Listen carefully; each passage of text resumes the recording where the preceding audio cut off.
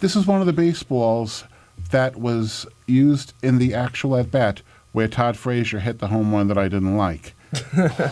In that at-bat, Tampa pitcher Jake Odorizzi threw 7 pitches. He used 3 baseballs. This is the second baseball that was used, and it was used in, I think. Well, I don't have to guess. I have a printout of the official MLB authentication thing here. Oh wow! Okay, and he threw 3. He used it for 3 pitches, and the third pitch. The third pitch he threw with this baseball, which was the 6th pitch of the at-bat, it was fouled off. It was taken out of play, and then the next ball that was used, the 7th pitch, that's the one where he hit the home run that all the Yankee fans loved and prompted me to make. And the way that I know that this is real, that this is what I'm saying, is for those of you who don't collect memorabilia, what Major League Baseball does is they authenticate. They have an authenticator there, and they affix a hologram, a numbered hologram, which you can see right here, and you can go online to the Major League Baseball authentication website and punch in the number, and it'll give you the information about the baseball. So that's the story behind this ball. I don't think I'm ever going to be able to get the actual baseball.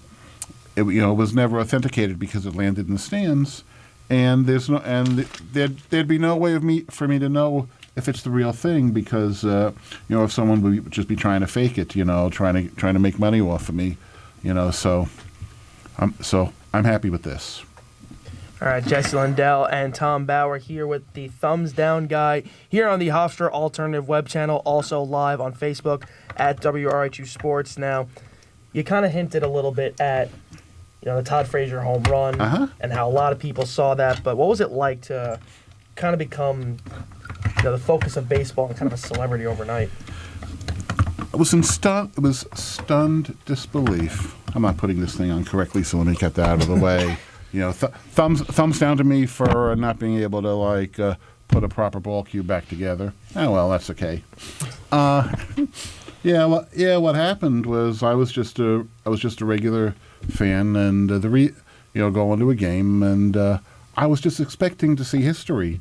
I'm a ballpark fan, and the reason I went to that game, even though the Mets were not involved, was because I thought it would be cool to see the very first Major League Baseball game at Citi Field in which the Mets were not involved.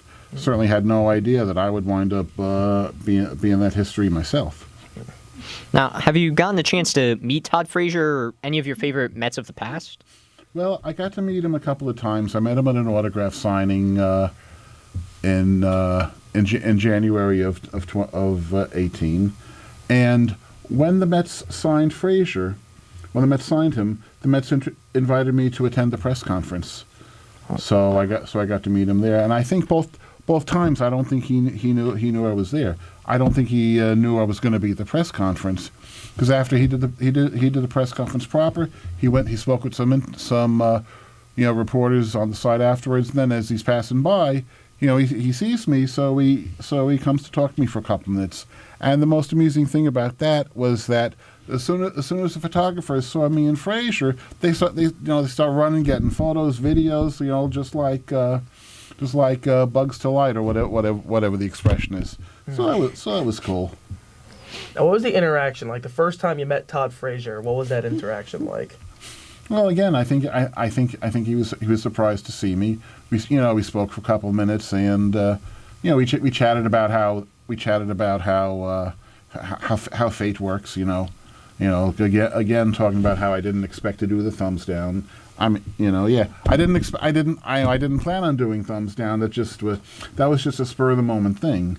And the reason that I did that was because I'm sitting there. I'm sitting in the middle of a sea of Yankee fans, even though this was technically a Rays home game because it was relocated from Florida.